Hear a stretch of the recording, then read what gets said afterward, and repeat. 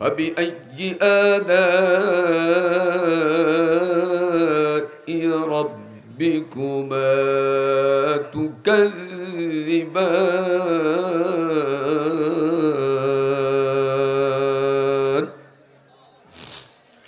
এখান থেকে 6টা আয়াত নাজিল হয়েছে মক্কায়। আল্লাহ রাব্বুল আলামিন আর রহমান আদ-দুনিয়া ওয়াল আখিরাত, রহমান দ্বারা আল্লাহ তাআলা সূরাটার নামকরণ করলেন এই কারণে।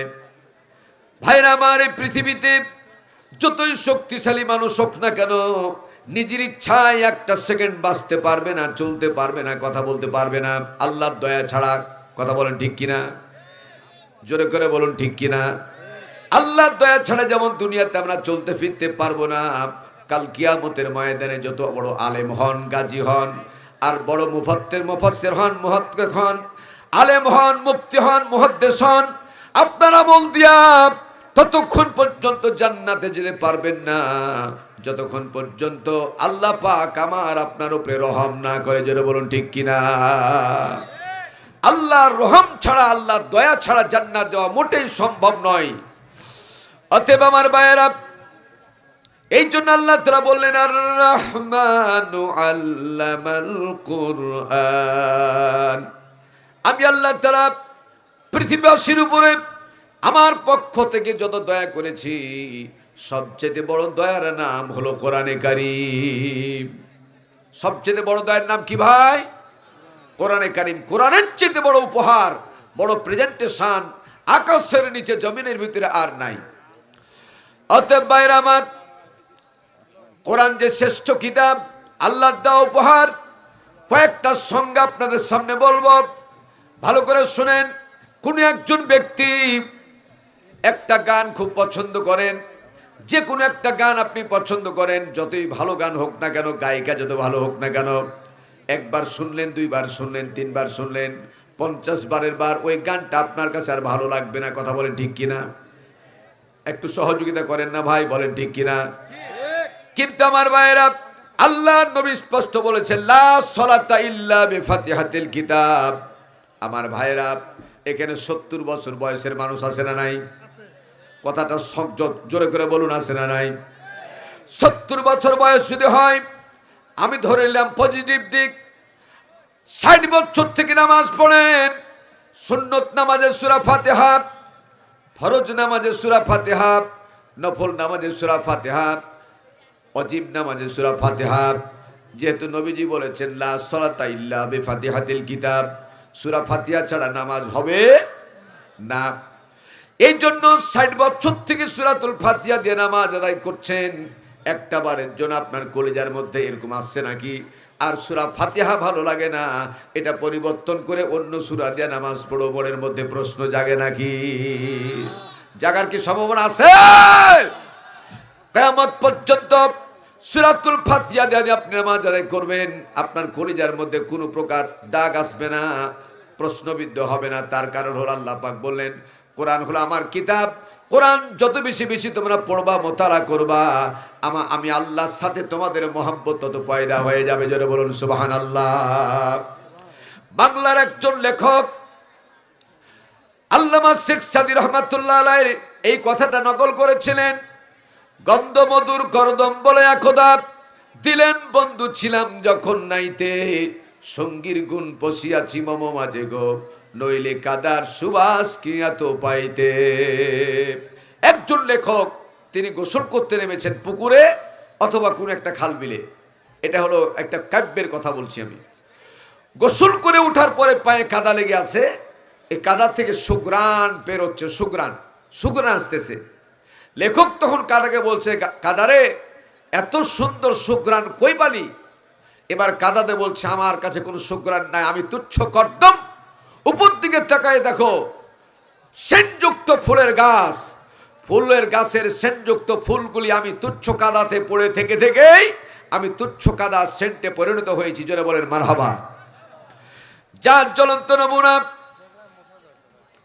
আমার চাঁপাইনবাবগঞ্জের একটা ছোট্ট ঘটনা বলি। মহানন্দা ব্রিজ থেকে নামার পরে নবাবগঞ্জের সবচেয়ে আবাসিক হোটেল একটা ছিল চাইনিজ হোটেল। এই হোটেলে মানুষেরা অনেক সময় মিটিং করতেন, আমিও মিটিং করতে সেখানে গিয়েছি। একটা টেবিল আর 65খানা চেয়ার সেখানে আছে। এত দামি কাঠের চেয়ার টেবিল করেছে। আমি প্রশ্ন করলাম, রফিক ভাই এই চেয়ার টেবিলের দাম কত ছিল?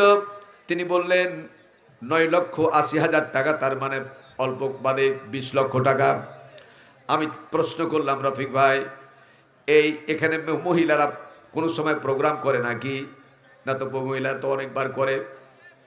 মহিলারা যখন প্রোগ্রাম করে, মিটিং করে, তাহলে অনেক সময় মহিলার বাচ্চা সাথে নিয়ে আসে। হ্যাঁ, বাচ্চা নিয়ে আসে। বাসির ভাই এই প্রশ্ন কেন করলেন? আমি করলাম, এত 10 লক্ষ টাকা দামের চেয়ার টেবিল, অনেক সময় বাচ্চারা এখানে এসে পেশাব করে দিবে, মনের অজান্তে পেশাব করে দিবে, পায়খানা করে দিবে, এরকম ঘটনা ঘটেছে কিনা? রফিক ভাই বলেন, এই ঘটনা অনেকবার ঘটেছে। আপনার মনের মধ্যে কি কষ্ট জাগে নাই? এত দামি চেয়ার টেবিলে পেশাব পায়খানা করে দিল, প্রশ্ন কি জাগে নাই? তিনি বলেন, না, পরিষ্কার পরিষ্কার পরিচ্ছন্ন করতে হবে, চেয়ে তার বেশি কিছু জাগে নাই। আমি বললাম, 10 লক্ষ টাকা দামের নয়, 5 লক্ষ টাকা দামের নয়, 2 লক্ষ টাকা দামের নয়, মাত্র 500 টাকা থেকে 300 টাকার ভিতরে কোরআনে কারীম যার উপরে রেখে দিয়া পড়ানো হয়, তেলাওয়াত করা হয়, একটা বার সহযোগিতা করেন তো, ওই জিনিসটার নাম কি? আবার বলেন, রেহাল বা রেহেল। আমার ভাইরা, এটার দাম কি 2 লক্ষ টাকা, 1 লক্ষ টাকা, 50,000, 500 টাকা, 300 টাকাতে পাওয়া যায়। কথা বলেন ঠিক কিনা? মনের অজান্তে কোরআন এবং রিহালকে একসাথে নিয়ে আপনি চলতেছিলেন, হঠাৎ করে, ইচ্ছাকৃত নয়, হঠাৎ করে আপনার হাত থেকে রিহালটা যখন মাটিতে পড়ে গেল, অপবিত্র জায়গায়, অথবা বাচ্চার পেশাবে পড়ে গেল, পায়খানায় পড়ে গেল, যিনি যার হাতে ছিল তার চোখ দিয়া দরদর করে পানি এসে গেল। রিহালকে জিজ্ঞেস করছে, রিহাল রে, তোর চাইতে দামি দামি কাঠের সামগ্রী আমার বাড়িতে আছে, অনেকবার পেশাব পায়খানা স্পর্শ করেছে, মনের মধ্যে এই প্রশ্নগুলি জাগে নাই, কিন্তু তোমার উপরে যখন আমার পা পড়ে গেছে অথবা নিচে পড়ে গেছো, আমার বুকটা অত্যন্ত ধড়ফড় করা শুরু করেছে, চোখ দিয়ে পানি এসে, তোমার দাম এত কেন? তোমার মূল্য এত কেন? মনের অজান্তে কাব্যের কথা বলছি, লেখকের কথা বলছি, মনের অজান্তে ওই রিহাল যেন বলছে, আল্লাহর গোলাম, তুমি জানো না আমার তেমন ব্যক্তিগত কোনো সম্মান নাই, মর্যাদা নাই, তবে সঙ্গীর গুণ পশিয়াছি মম মাঝে গো, নইলে কাঠের মূল্য কি এত বাড়ত? আমার সঙ্গে হচ্ছে কোরআনে কারীম। কোরআনে কারীমের সঙ্গে থাকার কারণে কোরআনের মালিক, কোরআনের মালিককে, কোরআনের মালিক আল্লাহ রাব্বুল আলামিন আমার সম্মান বৃদ্ধি করে দিয়েছেন। চিৎকার মেরে বলেন সুবহানাল্লাহ। আমার ভাইরা,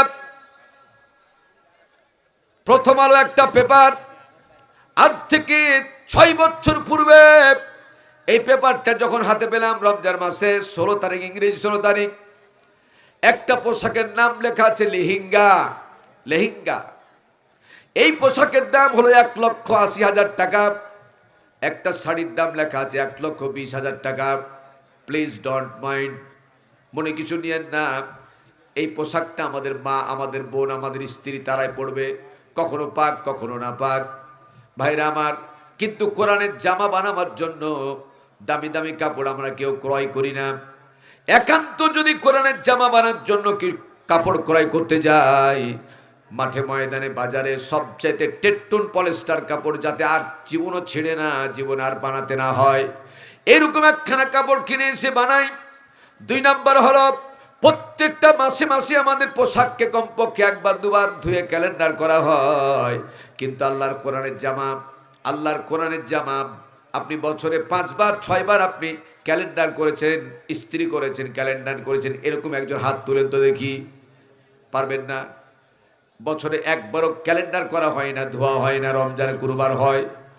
আমার ভাইয়েরা, মনের অজান্তে এই জুজদানখানা, কাপড়খানা যেমন নিচে পড়ে যায়, আপনার চোখ দিয়া মনের অজান্তে পানি এসে গেল।